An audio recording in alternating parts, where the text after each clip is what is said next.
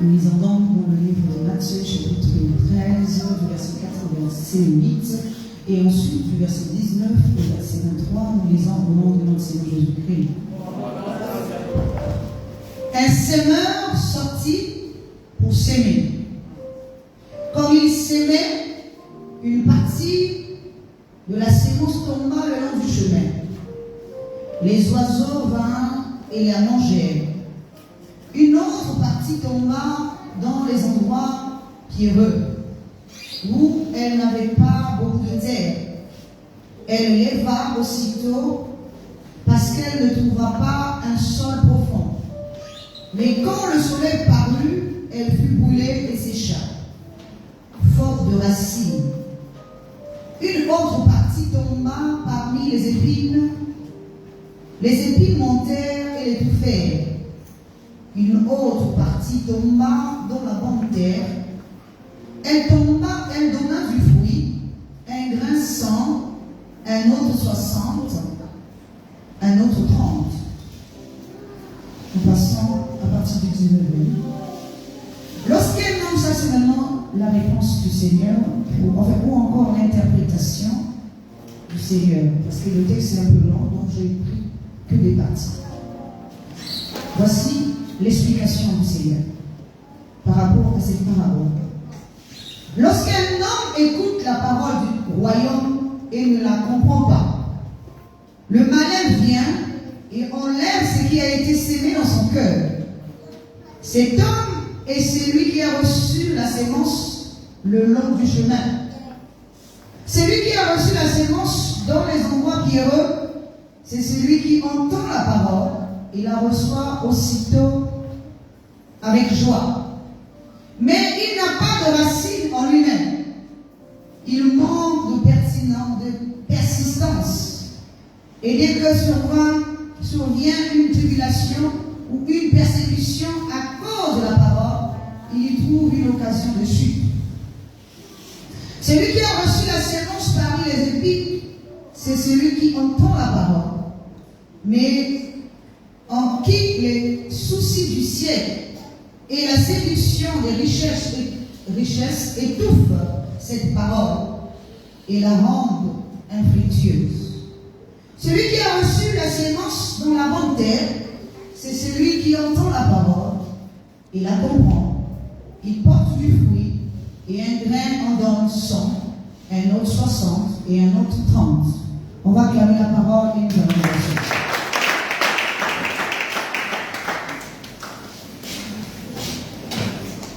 Alléluia.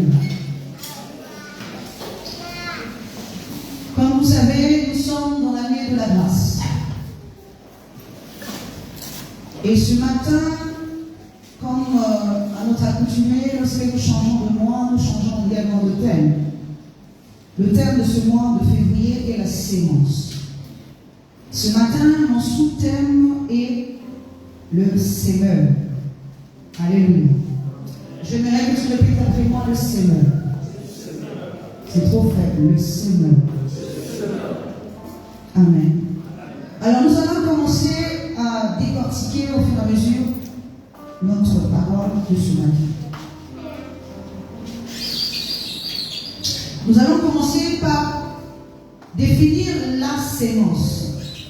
Ici, nous n'allons pas, comme vous le savez, de toute façon, la parole dit, explique que c'est la parole. Elle-même, la parole, nous explique que c'est la parole, cette sémence. Alléluia. Alors, nous allons expliquer dans le sens, c'est vrai que c'est la parole, mais nous allons parler en termes de connaissance. Alléluia. Parce que dans la parole ici, il y a la lettre qui est l'esprit. Et nous, qui expliquons les choses dans le sens spirituel, nous définissons aussi les choses spirituellement. Et c'est pour ça que je vais définir ça dans le sens de la connaissance. Parce qu'il y a la lettre, mais il y a l'esprit. Or, l'esprit est une connaissance, la lettre aussi est une connaissance. Les deux sont aussi des enseignements.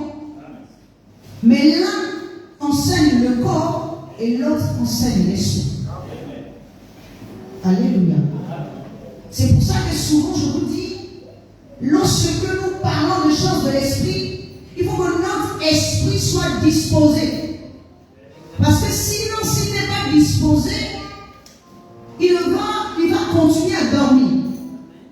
Il va continuer à se dire qu'on ne s'adresse pas à lui, mais qu'on s'adresse au corps.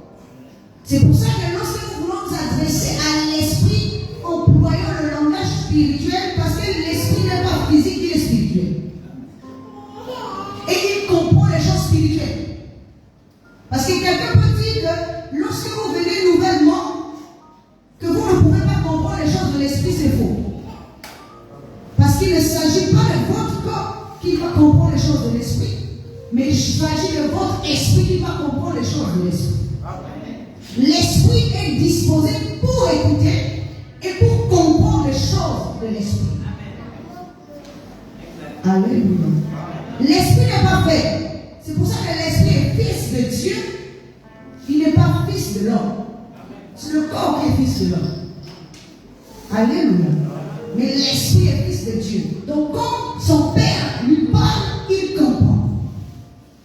Donc c'est pour ça que Paul dit, employons un langage spirituel pour les choses spirituelles. Amen. Donc là, la séquence où nous allons parler de la connaissance ou encore de l'enseignement. Mais pas n'importe quel enseignement. Ici, nous ne parlons pas de l'enseignement de l'homme, mais celui de Dieu.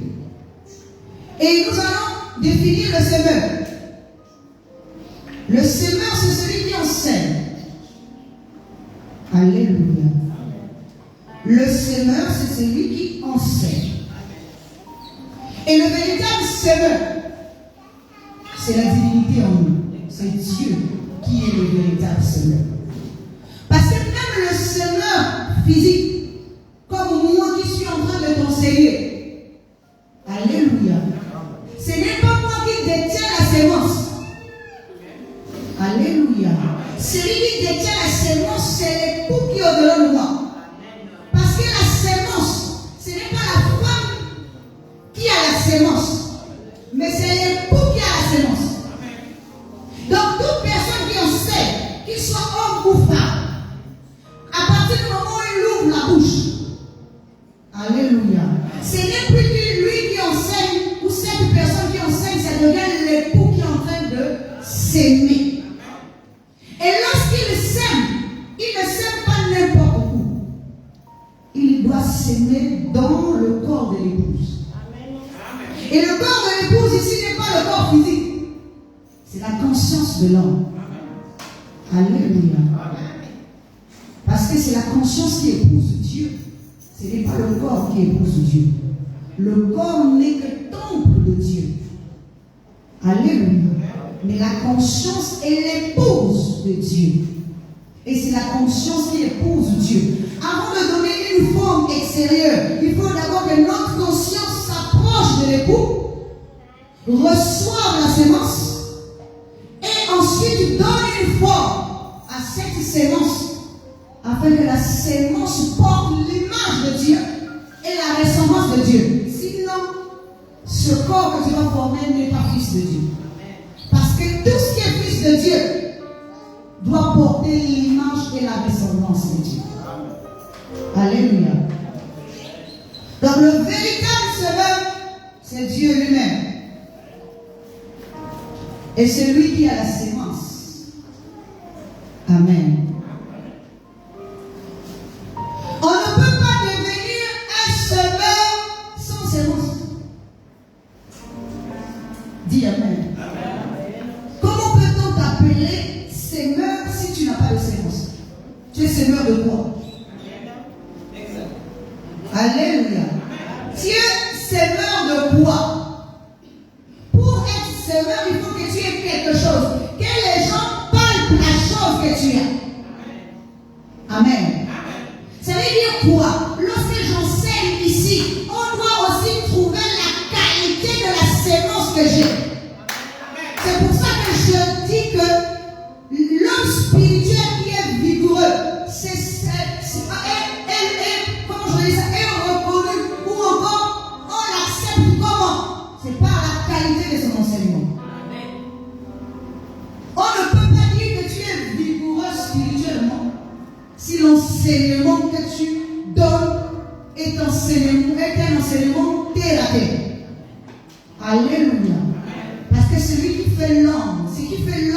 spirituel, c'est la qualité de son enseignement. Qu'est-ce que tu veux enseigner? C'est ça. Son bon enseignement devient la sémence. Il faut que lorsque j'entends que mon esprit vibre. Alléluia. Quand tu es en train d'enseigner, il faut que l'esprit de quelqu'un puisse vibrer. Amen. Et que lorsque tu as fini de prêcher, il faut que l'esprit de quelqu'un puisse encore avoir soif d'entendre. De rechercher encore. Là, on sent la virilité spirituelle qui est en toi. Alléluia. Parce que ce n'est pas le corps. Le corps a besoin d'entendre les choses qui font plaisir. Amen. Mais l'esprit a besoin d'être nourri par les choses qui vont l'élever. C'est pour ça qu'il faut que l'esprit sente qu'il y a quelque chose d'autre. C'est-à-dire qu'il y a une sémence qui doit pénétrer en moi. Amen. Alléluia.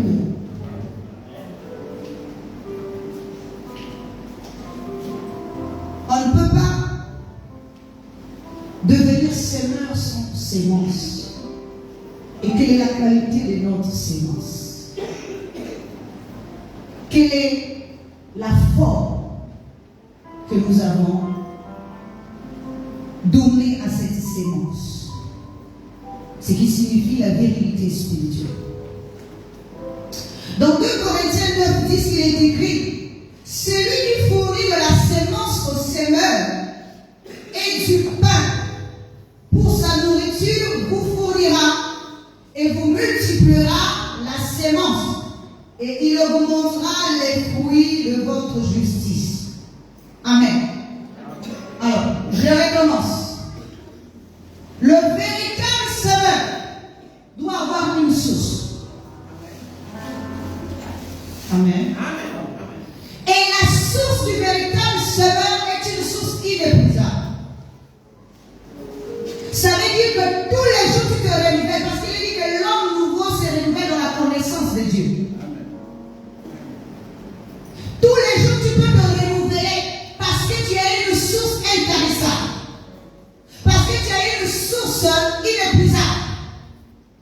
Et cette source est au-dedans de toi et moi. C'est pour ça que je vous ai toujours dit que l'esprit qui dort a juste besoin qu'on l'active. Une fois qu'il est activé, il va se faire des recherches tout seul. Alléluia. C'est pour ça qu'il est dit: réveille-toi, toi qui dors, relève-toi d'entre les morts et Christ t'éclairera. Christ n'éclaire pas celui qui dort. Christ n'éclaire pas celui qui est dans le séjour de mort. Mais il éclaire celui qui est réveillé, donc notre esprit. Et il éclaire celui qui est ressuscité, donc le corps. Parce que lorsqu'on parle dans ces passages-là, on ne s'adresse pas à une personne, mais on s'adresse à deux entités différentes, qui est le corps et l'esprit. Parce quand on parle, on ne doit pas seulement parler au corps, ou on ne doit pas parler seulement à l'esprit. Il faut que ton esprit se réveille, parce que l'esprit ne dort pas, mais il dort.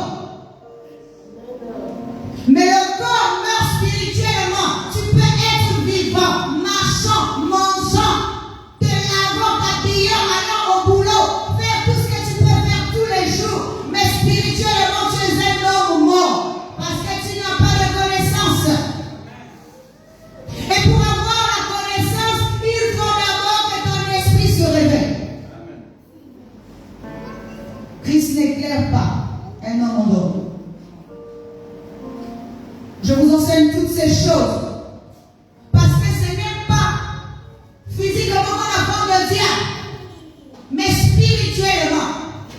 Et tu ne peux pas affronter le diable en n'ayant aucune connaissance. On n'attend pas un vrai homme spirituel. Ce n'est pas l'homme physique ou la femme physique ici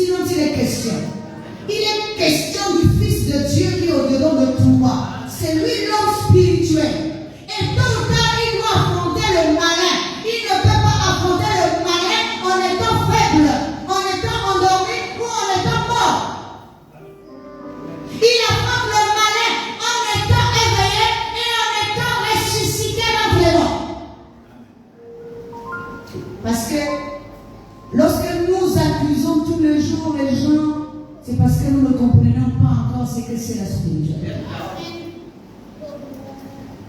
Parce que tu ne sais pas à qui tu as affaire.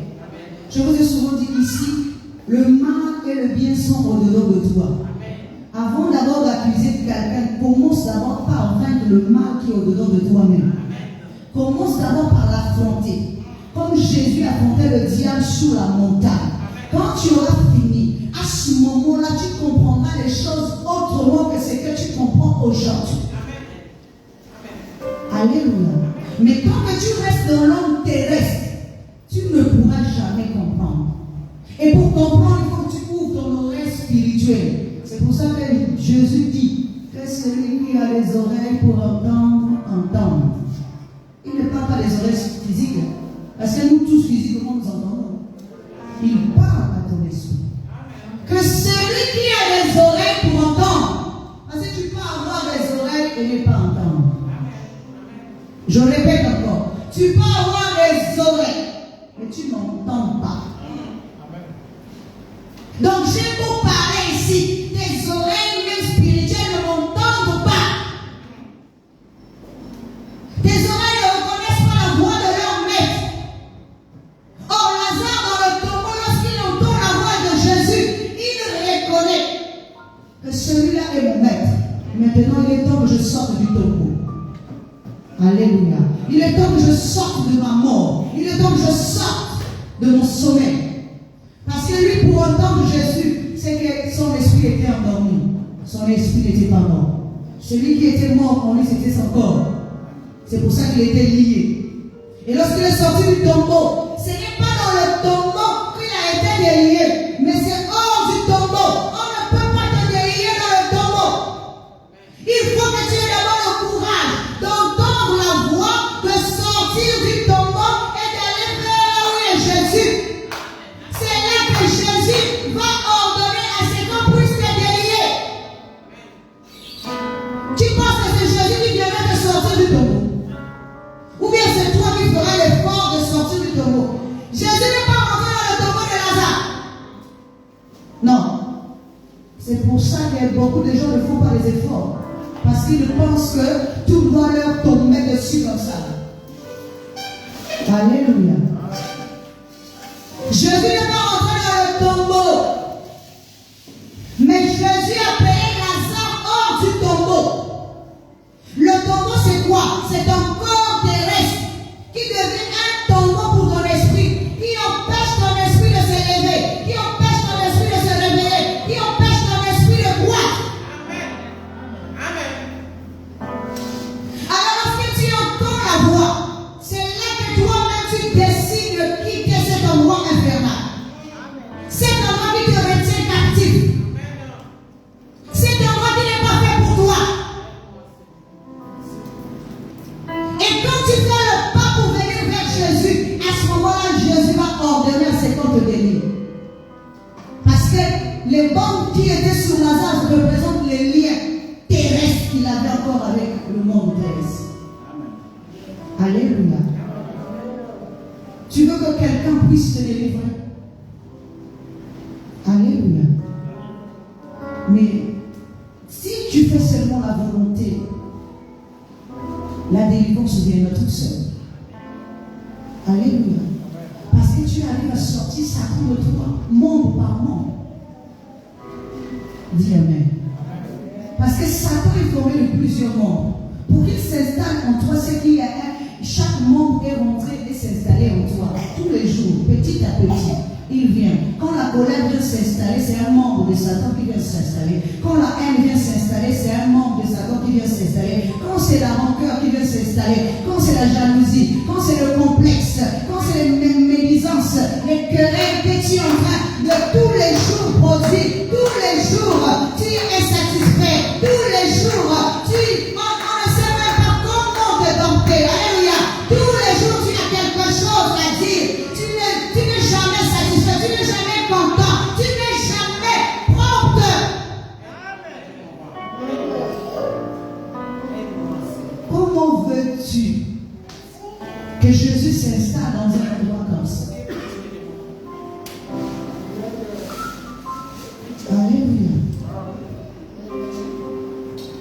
Il est dit que non seulement c'est lui qui donne la sémence au semeur, mais il donne aussi le pain pour nourriture. Vous savez, le pain ici, ce n'est pas un pain physique, mais c'est le corps spirituel. Parce que Jésus dit, je suis le pain de vie qui est descendu du ciel. Il n'a jamais dit, alléluia. Et si nous voyons bien dans tout l'enseignement de Jésus, on ne parle pas de nourriture physique, mais il parle du pain, il parle de sa chair comme nourriture, il parle de son sang comme breuvage. Amen. Il est question d'un pain. Et il dit que le pain que vos pères ont mangé dans le désert leur a apporté la mort. Mais moi, je suis le pain qui est descendu du ciel, le pain vivant. Il ne s'agit pas d'un pain physique, mais d'un pain spirituel qui est représenté par un corps spirituel, un corps éternel, un corps qui a la vie. Alléluia. Donc c'est Dieu qui donne le corps pour nourriture. Parce que lorsque nous consommons du Jésus, nous devenons un avec lui. C'est pour ça que Paul pourrait dire que ce n'est plus moi qui vis, mais c'est le Christ en moi. Parce que Christ a épousé, Paul a épousé le Christ, ils sont devenus un seul. Alléluia. Ce n'est plus moi qui vis, mais c'est le Christ en moi. Amen. Alors je voudrais vous expliquer maintenant cette histoire du semeur de ce matin. Amen. Il y a quelque chose qui a attiré mon attention. Amen. En réalité, prenons un exemple là, pour que nous puissions comprendre. En réalité, quand on est semeur, on ne sème pas n'importe où. C'est pas ça. On doit semer quelque part où on est sûr que ça va produire. Mais notre semeur de ce matin-là, il sort de chez lui pour aller semer. Premièrement, il ne connaît pas l'endroit où il va semer. Dites Amen. Acclame le Seigneur très fort.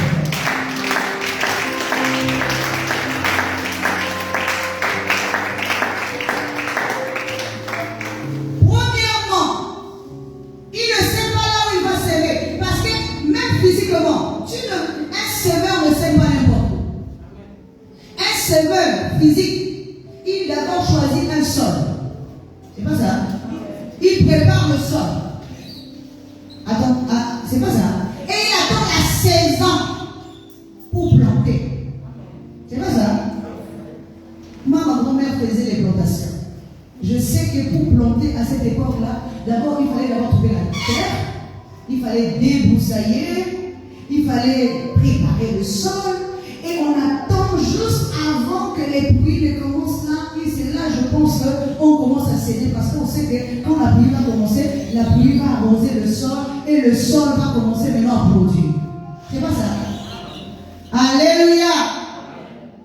Et or, ici, la parole de Dieu nous dit que le semeur est sorti pour aller s'aimer.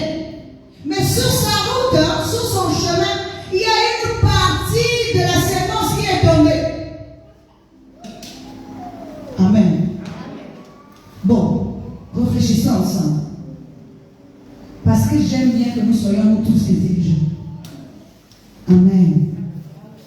C'est pour ça que je vous ai toujours dit, posons les bonnes questions. Soyons comme les chrétiens de Béret, qui vérifient les Écritures pour comprendre.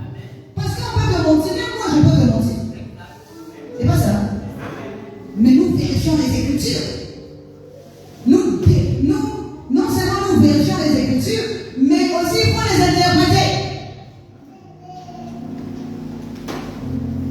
Parce qu'ici il est dit que ce semeur-là a semé sur 4 endroits différents.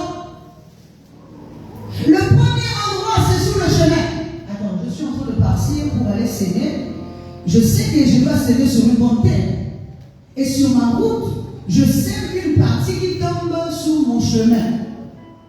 Amen. Donc c'est comme si quelqu'un qui est en train de passer là sur cette route-là, et à un moment donné, les grains qu'il a ou la sémence qu'il a, cette sémence-là va tomber comme ça par terre.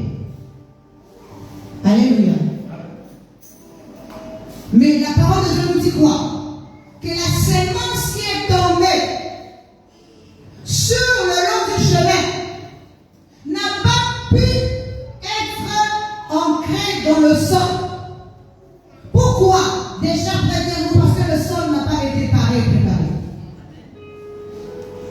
Le sol ici, c'est ta conscience. Si on ne prépare pas ta conscience, aucune sémence, aucun enseignement ne pourra demeurer. Parce que le mal viendra toujours soutirer tout ce qu'on est en train de t'enseigner. Après que j'ai fini d'enseigner ici, lorsque tu vas sortir, il y aura une bouche, il y aura un enseignement autre qui va te détourner de ce que tu as reçu ici. Quelqu'un viendra te sortir tout et n'importe quoi. Et ce que tu as reçu va partir comme ça. Alléluia. Parce que ta conscience n'a pas été préparée. Lorsque nous prenons, on ne sème pas n'importe où. On ne sème pas en désordre. On ne sème pas n'importe où. On ne sème pas en désordre. On vérifie son sol. Amen.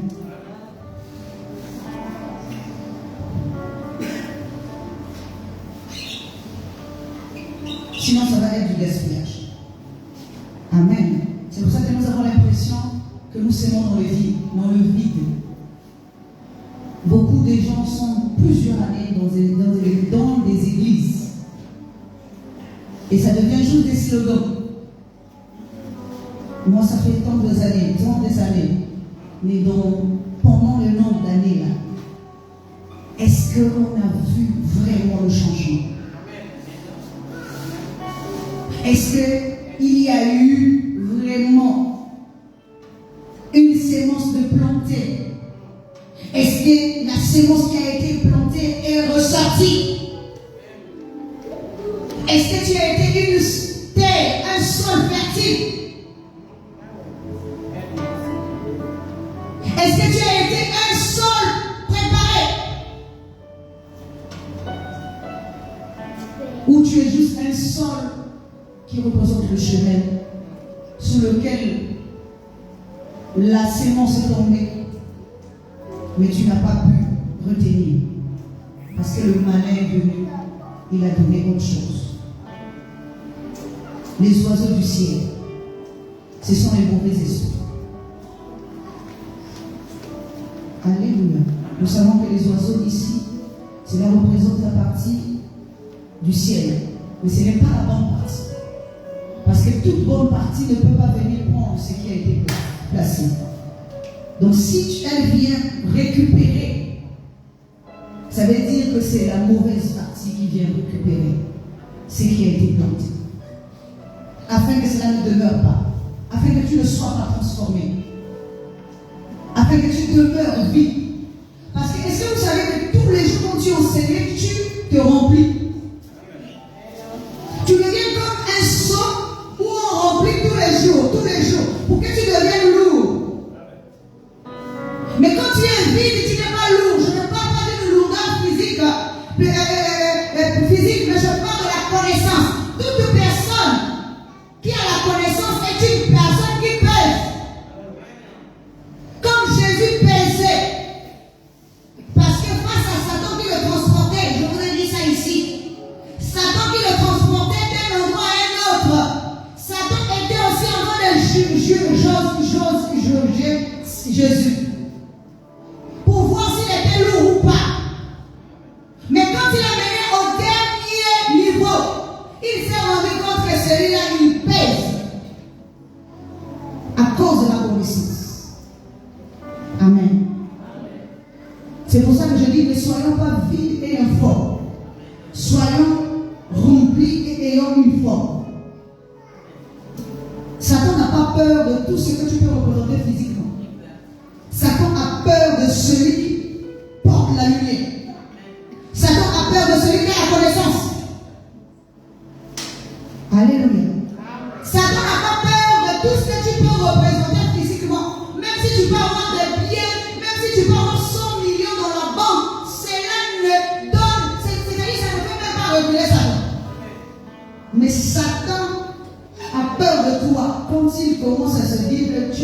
l'échapper.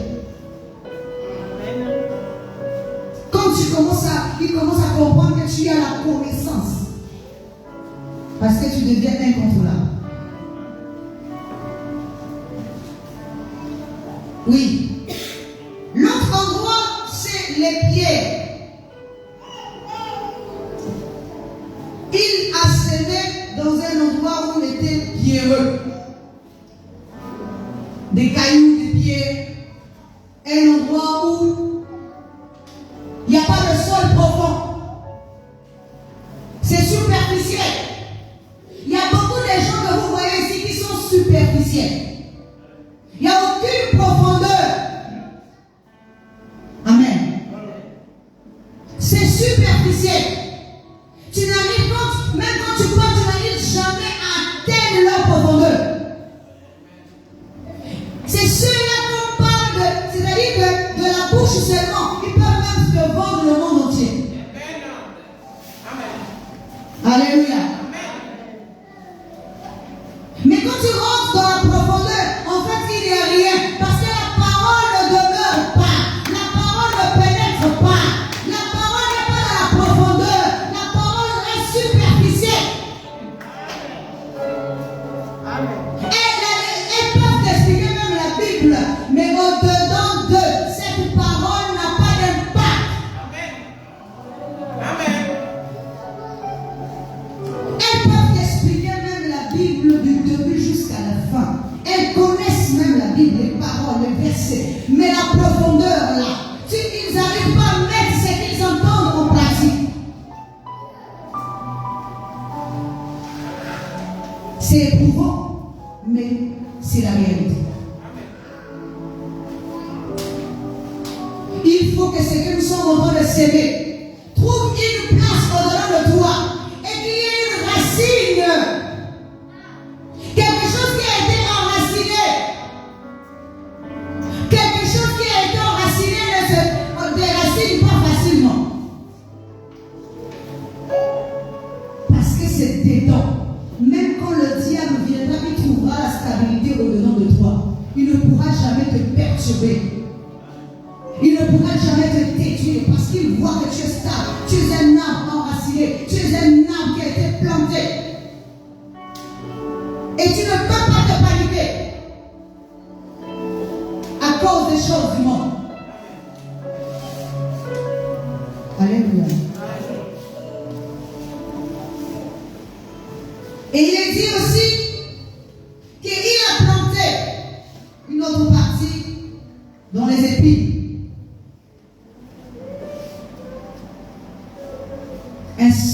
Un sol épineux. Mais ce sol-là, la parole de Dieu nous dit que lorsque les épines sortent, c'est les épines qui étouffent la sémence. Là, ce n'est plus quelque chose d'autre qui vient d'ailleurs. Mais c'est ce que toi-même tu as là. C'est qui est au-dedans de toi qui étouffe, c'est que tu reçois. C'est qui est au-dedans de toi. Si le sol qui est au-dedans de toi, si ta conscience est déjà une conscience de vierge, si ta conscience est déjà une conscience qui est infirme, si ta conscience est déjà une conscience impotente, elle ne peut que donner ce qu'elle a. Elle ne peut pas donner une bonne forme à ce qu'elle reçoit. Elle va étouffer ça. Amen. Parce qu'elle ne sait pas donner la forme qui convient. Le sol, c'est toi-même. Les épines, c'est toi-même. Ce n'est pas quelqu'un d'autre. Parce que beaucoup de gens disent, moi on m'étouffe. Moi là on m'étouffe. Qui t'étouffe? Dis Amen. Qui t'étouffe? Quelqu'un qui reçoit la bonne sémence, on ne peut pas étouffer. Je répète encore, quelqu'un qui a la bonne sémence, on ne peut pas l'étouffer. Quand tu es planté sur un bon sol, le sol qui est fertile finit toujours par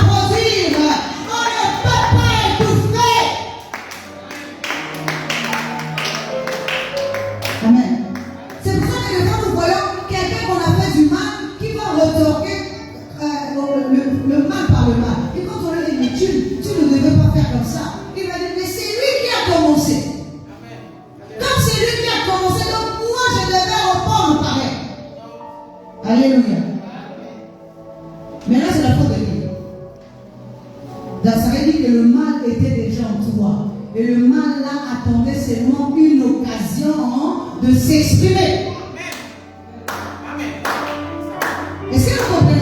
Le mal était déjà en toi et il attendait seulement une occasion de s'exprimer.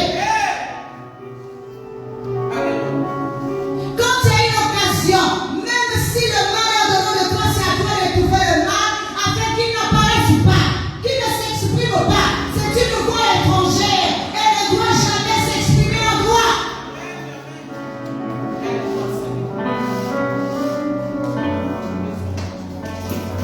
Elle ne doit jamais s'exprimer en toi. Parce que ça veut dire que tu trouves une excuse pour justifier ce que tu as fait. Et tous ceux qui veulent se justifier dans ce sens-là, ça ne vient pas d'eux-mêmes. Alléluia. Parce que le mal cherche toujours à se justifier pour prouver son erreur. Alléluia. Or, celui qui est dans le bien ne cherchera pas à se justifier, mais cherchera à faire mieux. Est-ce que nous sommes en train de comprendre? C'est-à-dire que maintenant, là, je reconnais que ce que j'ai fait n'est pas bon, maintenant je veux faire mieux. Mais si tu justifies ton erreur, il y a un souci. Amen. On ne peut pas justifier son erreur. L'erreur restera une erreur.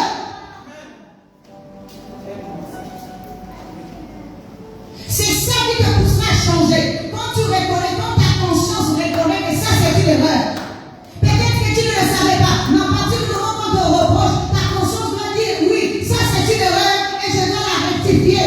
Pas de se justifier.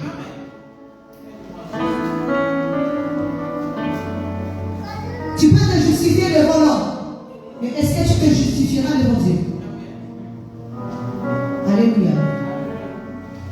Parce que devant Dieu, on ne peut pas se justifier de la même manière que tu peux te justifier devant l'homme. Amen. Ne deviens pas ou ne sois pas une terre épineuse qui étouffe tout ce qu'on lui dit. Et après, c'est toi qui te plains encore. Depuis que je suis là, est-ce qu'il y a eu le changement?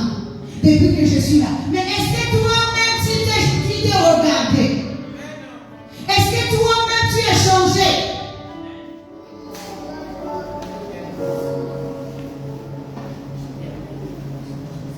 Il faut commencer par se voir soi-même. Alléluia. Ne laisse pas place aux épines au-dedans de toi de s'exprimer. La sémence est précieuse. Je dis bien, la sémence est précieuse. Elle ne doit pas servir pour être gaspillée.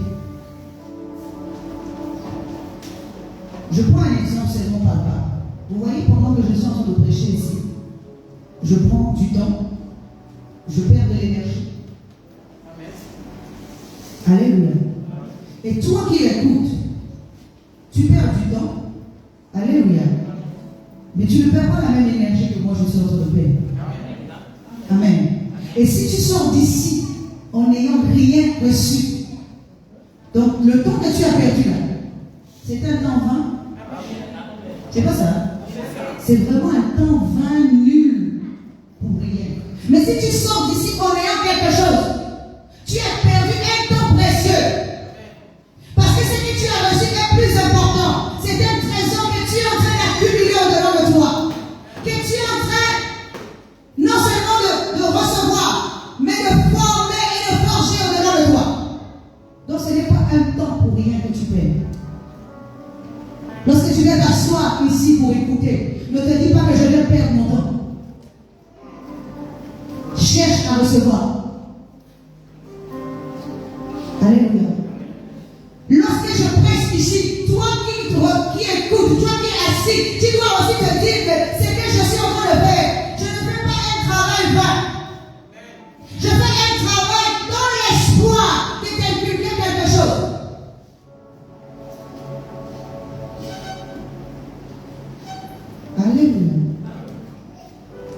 et de faire de toi une parfaite épouse. C'est pour ça que Paul disait que je vous ai fiancé à un seul époux. Amen. Parce que Paul préparait la conscience de l'homme à être fiancé, pas encore épouse. Là, nous sommes en train de parler de fiançailles. Parce qu'il y a une différence entre fiançailles et épouse. C'est-à-dire, être fiançaille, c'est la préparation. Être épouse, c'est au moment où on consomme l'union, le mariage. Tu ne peux pas devenir une épouse sans d'abord être fiancé. Je répète encore. Tu ne peux pas devenir une épouse sans être fiancé. C'est que je suis en train de faire. Là, je te prépare jusqu'au fiançailles. Parce que devenir épouse, c'est maintenant toi-même qui ira vers le Dieu qui est au-delà de toi afin qu'il t'enseigne directement. C'est pour ça que la parole de Dieu nous dit qu'il y aura un jour, il n'y aura plus des enseignants. Plus personne n'enseignera son prochain connaître Dieu, car tous me connaîtront du plus petit au plus grand. À ce moment-là, il n'y aura plus des enseignants.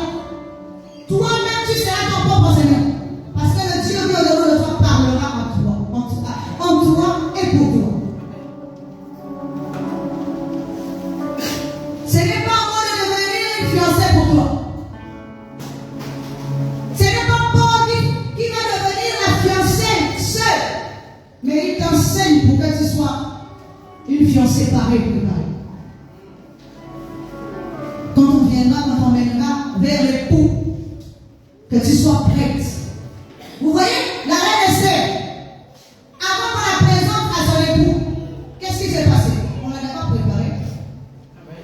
C'est pas ça. Dis Amen.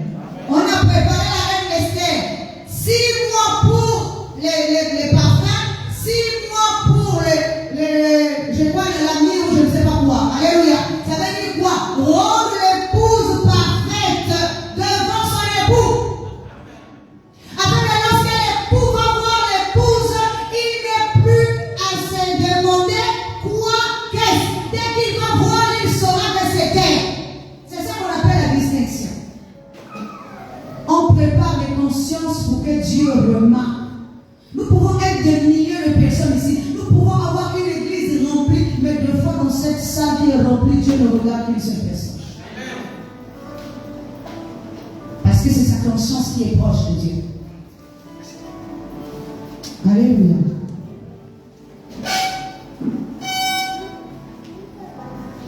Alors, le semeur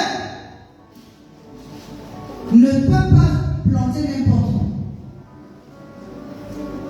Le 4e sol, c'est celui qui est la bonne terre, celle qui est fertile et préparée. Il est dit que un grain, écoutez bien, il est dit qu'un grain produit 100, un deuxième produit 60 et un troisième produit 30. Dis Amen. Mais si nous prenons tout cela, ce sont dans les dimensions de l'homme. Une dimension de l'homme va produire 30, donc ils sont représentés que par 3 dimensions. Alléluia. Une autre dimension va produire 500. Alléluia. Qui ne sont représentés que par l'homme lui-même. Donc là, il va produire 6. Le chiffre 6, c'est toujours l'homme terrestre. Et l'autre va produire 100. Alléluia. Donc, comme s'il dirait du 100%. Et en réalité, au finish, c'est juste un seul. Alléluia. Le corps uni. Le corps véritable n'est pas un corps dispersé. Ce n'est pas un corps qui a plusieurs dimensions, mais c'est un corps qui est uni dans toute sa splendeur. C'est le corps divin. C'est pour ça que Jésus dit, faites que eux, ils soient un avec moi, comme moi je suis un avec toi. S'ils sont un comme moi, si nous sommes un avec Jésus, Jésus est un avec le Père, nous devenons un seul. C'est pas ça? Alléluia. Prenons l'exemple. Lorsque je me présente devant vous ici, au-delà de moi, nous avons quoi? L'âme, l'esprit et le corps. Mais si tu me vois, tu vois que qu'un seul. C'est pas ça? Quand vous me voyez, ou bien quand je vous vois, je vois le frère Fabrice, mais je le vois. Quand je vois le frère Fabrice, je vais dire, Mais en réalité, dans le frère Fabrice, il y a son âme, il y a son esprit, il y a le corps que nous voyons, mais aussi sa divinité qui est le Christ en nous. Alléluia. Amen. Donc le Seigneur, mais nous pouvons avoir toutes ces dimensions, mais chacune des dimensions part dans un sens et dans un autre. Pourquoi? Parce qu'elles ne sont pas unies. Alléluia. Quand le corps va à gauche, l'esprit va à droite, mon âme va encore à gauche. Alléluia. C'est ça qui s'appelle aussi chez l'homme. Parce que l'homme, tu dois le connaître. L'homme est un livre ouvert. L'homme est un courrier. C'est une lettre qu'on doit lire. Alléluia. Et on ne doit pas le lire seulement sur une dimension. Il est lu non seulement dans la largeur, dans la longueur, dans la profondeur et dans la hauteur. Parce qu'il fait partie de tout ça. Il est hauteur, il est profondeur, il est largeur et il est longueur. C'est ça la spiritualité. Alléluia. Et la plupart du temps, nous voyons qu'un côté de l'homme et les autres côtés. Nous ne pouvons pas connaître l'homme tout entier. Si nous avons l'homme physique, nous n'arrivons pas à le connaître tout entier. Est-ce que nous pouvons maintenant connaître l'homme spirituel tout entier? Ce n'est pas facile, mais ce n'est pas impossible. Alléluia. Donc je disais que le vrai sauveur, c'est celui qui ne sème pas n'importe où. C'est celui qui sème à un endroit précis. Je vais prendre l'exemple. Quand Jésus, face à ses disciples, va poser la question à ses disciples: qui dites-vous que je suis? Alléluia. Parce que lui, il est porteur de la sémence. Et sa sémence ne doit pas aller n'importe où. Alléluia. Sa sémence, c'est la lumière. Et cette lumière doit rentrer dans un corps de lumière. Cette lumière ne peut pas rentrer dans un corps de ténèbres. Pourquoi? Parce que les ténèbres vont étouffer la lumière. Or, si la lumière rentre dans un corps de lumière, le corps de lumière va préserver cette lumière, va lui donner une forme afin que la lumière naisse ou apparaisse. C'est pour ça qu'il va poser la question: qui dites-vous que je suis? Et la parole de Dieu nous dit, tous vont commencer à dire: tu es Élie, Jean-Baptiste, l'un des prophètes. Mais un seul, Pierre, va répondre: tu es le Christ, le Fils du Dieu très haut. Et la réponse de Jésus: Simon Pierre, tu es heureux Simon Pierre, car ces choses, ce ne sont ni la chair ni le sang qui te l'ont appris, mais c'est mon Père qui est dans le ciel qui te l'a appris. Tu es Pierre, sur cette pierre je bâtirai ma maison. La réponse de Jésus signifie qu'exactement il vient de choisir Pierre comme un sol, comme une terre fertile qui peut produire pour lui. Alléluia. Parce qu'il dit: sur cette pierre je bâtirai ma maison. La maison n'est pas encore bâtie, mais il a mis un signe. Il a mis une croix sur lui pour dire: toi Jésus de Pierre, sur cette pierre je bâtirai ma maison. Et la maison ici n'est pas une maison physique, c'est le temple de Dieu. Il a fait de lui l'église. Il a fait de lui à cet instant la fiancée. Et il faut qu'il prépare la fiancée afin que la fiancée devienne l'épouse, c'est-à-dire l'église. Pour cela, il lui dit: Pierre, m'aimes-tu? Pierre dit: mais oui, Seigneur, je t'aime. Il répète encore: Pierre, m'aimes-tu? Pierre dit: mais oui, Seigneur, tu le sais que je t'aime. Il dit: paie mes brebis. Alléluia. Pierre, m'aimes-tu? Pierre, c'est toi. Alléluia. Pierre, c'est moi. Pierre, est-ce que tu aimes Jésus? Parce que c'est toi l'épouse. Parce que c'est toi le temple de Dieu. Parce que c'est de toi qu'il s'agit. Il ne s'agit pas de quelqu'un d'autre. Il s'agit de toi et moi. C'est toi qui deviendras un temple saint. Un temple appelé maison de prière. Un temple où le Seigneur va venir habiter pour l'éternité. Mais pour l'instant, tu n'es pas encore cet homme. C'est pour ça qu'il dit: paie mes brebis. Vous savez pourquoi?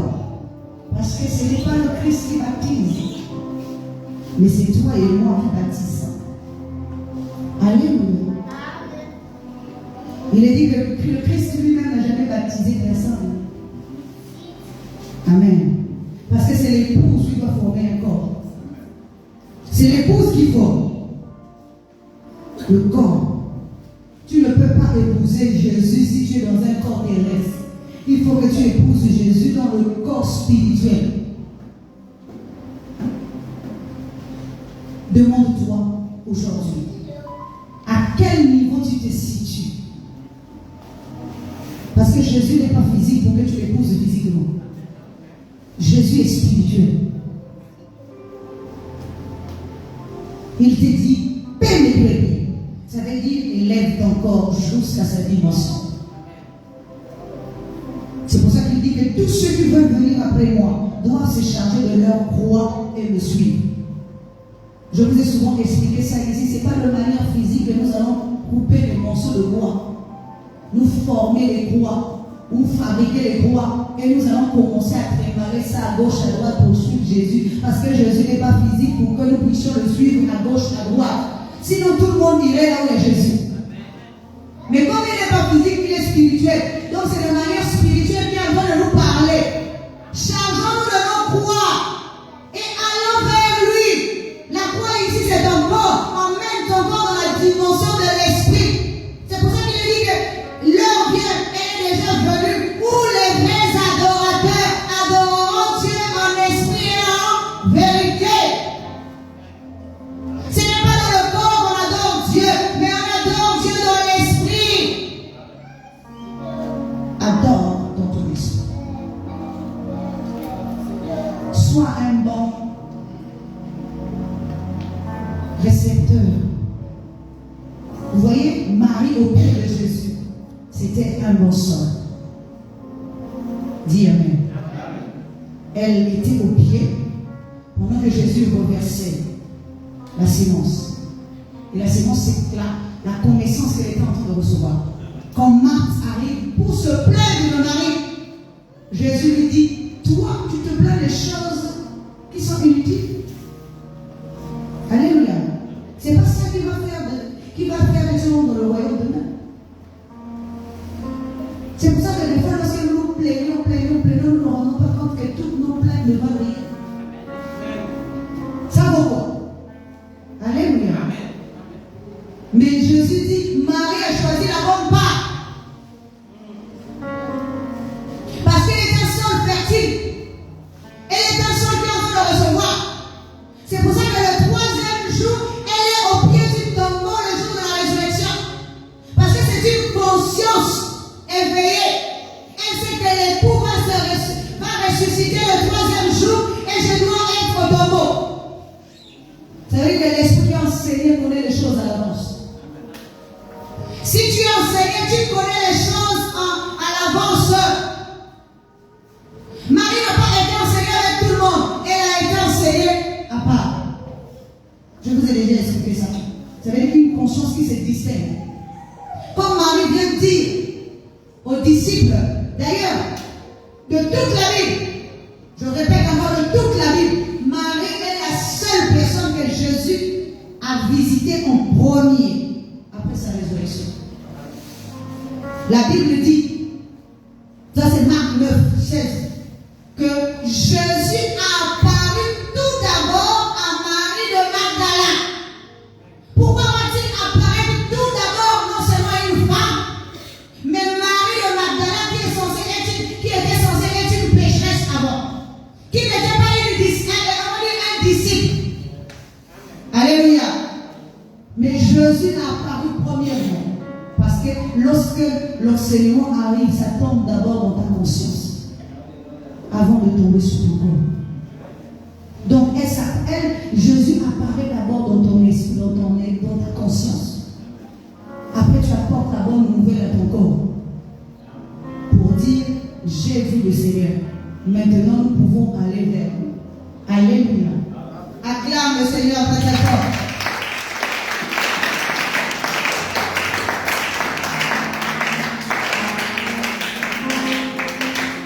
Jésus ne baptisait personne. Mais il demandait si les disciples baptisaient. Pourquoi? Parce que c'est à eux de former le corps. Eux aussi représentent le corps de l'épouse.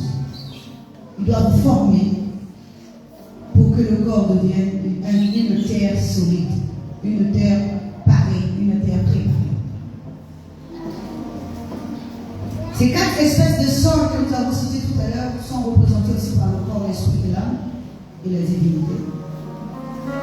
C'est différentes, c'est aussi les consciences, différentes formes de conscience que l'homme a au-dedans de lui. Amen. Pour finir, je vais vous donner l'exemple de Anne. Anne était une épouse, mais une épouse stérile. On peut être épouse, mais on est stérile. Alléluia. Anne était une épouse. Il lui manquait la bonne sémence pour donner naissance à un homme. Et l'homme qu'elle devait donner naissance, c'était l'homme, alléluia, qui deviendrait le temple de Dieu. Cet homme-là qu'on appelle Samuel, c'est lui qui devait devenir le temple de Dieu. C'est pour ça que lorsque Samuel va naître, Anne va aller déposer Samuel dans le temple. Alléluia. Nous allons lire 1 Samuel 3, 3. Voici ce qui est écrit. La lampe de Dieu n'était pas encore éteinte et Samuel était couché dans le temple de l'Éternel où était l'arche de Dieu. Alléluia. Alors, nous devons comprendre ce passage. Il est dit que dans le lieu très saint, personne n'est rentré là-bas. Le sacrificateur seul pouvait rentrer dans ce lieu-là une fois l'année. Ça veut dire que dans le tabernacle, il y avait le parvis, il y avait le lieu saint et le lieu très saint. Alléluia. Mais dans le lieu qu'on appelle le lieu très saint, il y avait l'arche de Dieu. Dans ce lieu-là, on rentrait là-bas une fois l'année. Mais n'importe qui ne pouvait pas rentrer. Celui qui rentrait là, c'était le sacrificateur. On le prend. Là, je suis en train de l'expliquer tel que c'est écrit dans la Bible. Alléluia. Là, je n'explique pas encore. Mais je ne fais que répéter comme c'est écrit dans la Bible. Amen. Mais dans le passage que nous avons lu ici, il est dit que non seulement Samuel était dans cette salle-là, mais il était couché à côté de l'arche. Cette même arche qui a tué quelqu'un qui voulait juste la redresser. Vous vous souvenez, quand on transportait cette arche-là, que l'arche était en train de vouloir tomber, il y a quelqu'un qui est venu juste la toucher pour la redresser. En réalité, il n'avait pas fait d'erreur.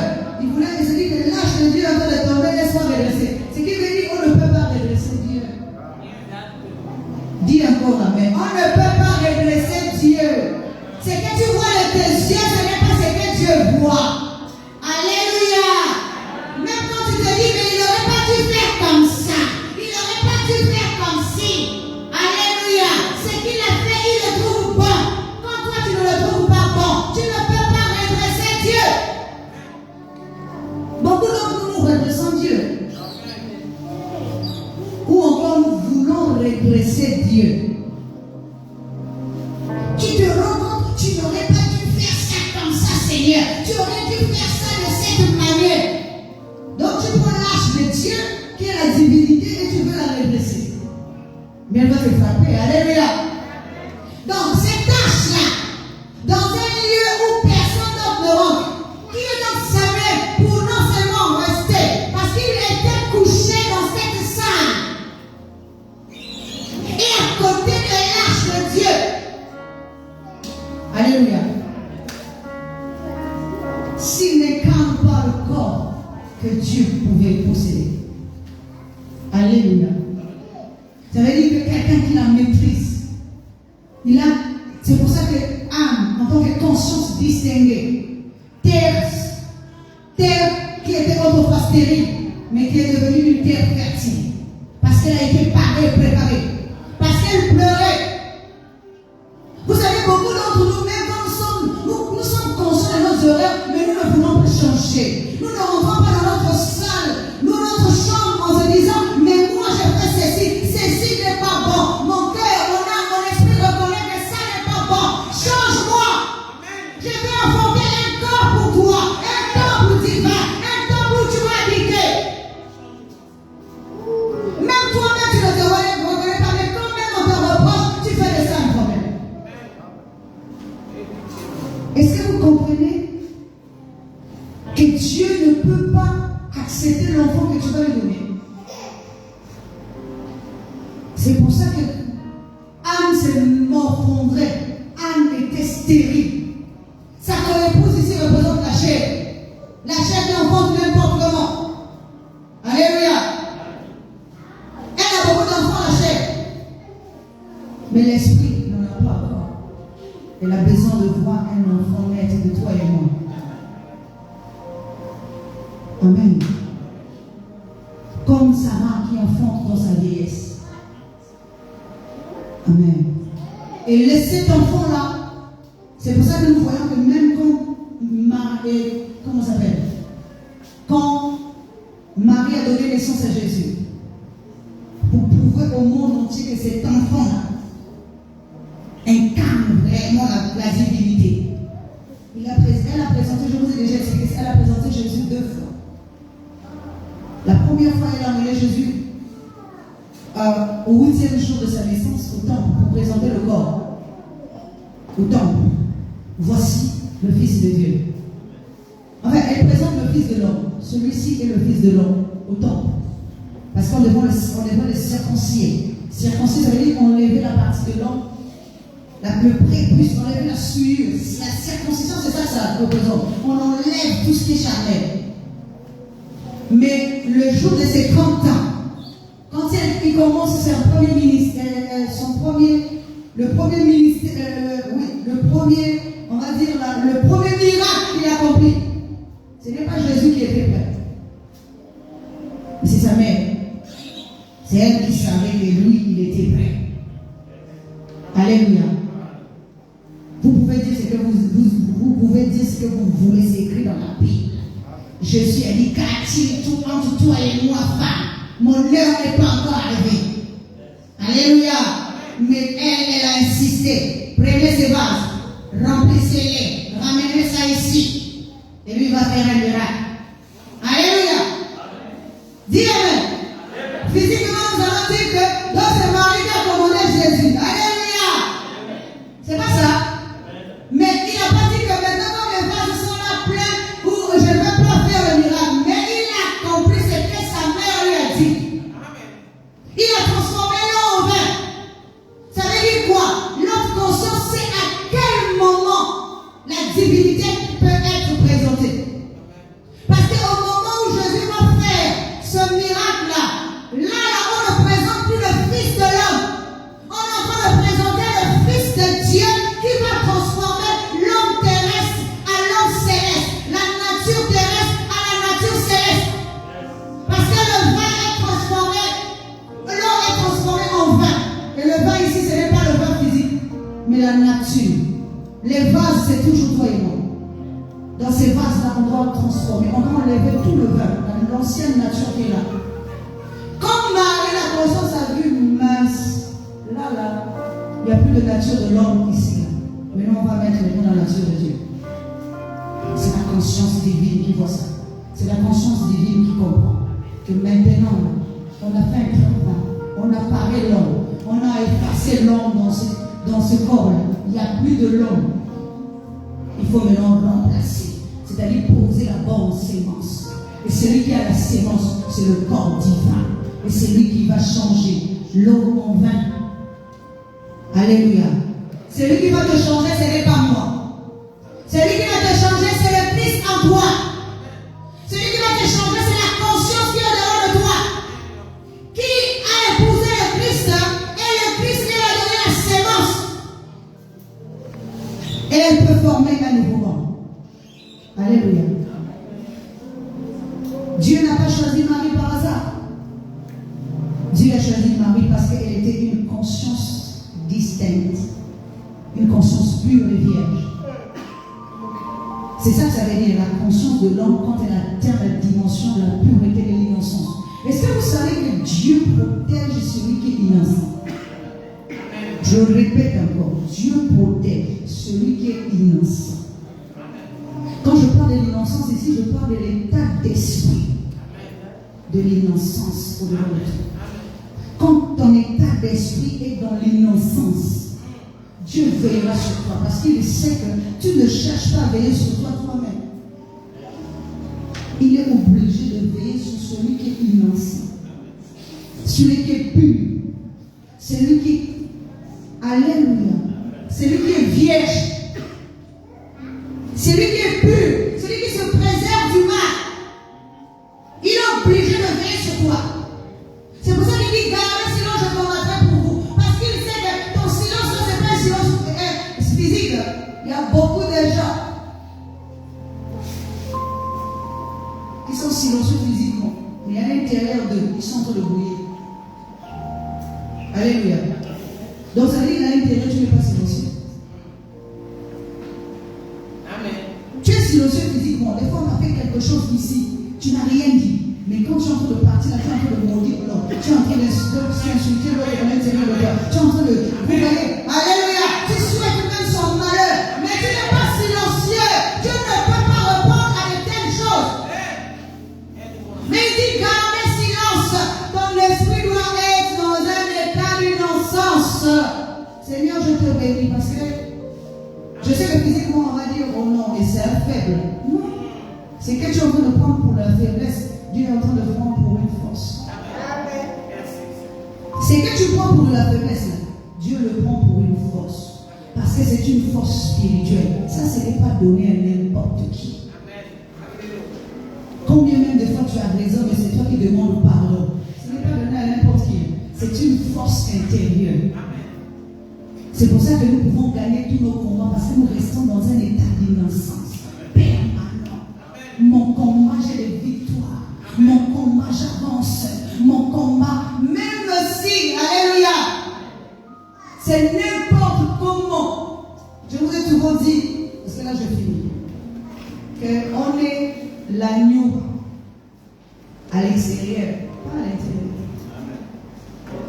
Il y a beaucoup de gens qui sont des lions à l'extérieur, mais à l'intérieur, ils sont des agneaux.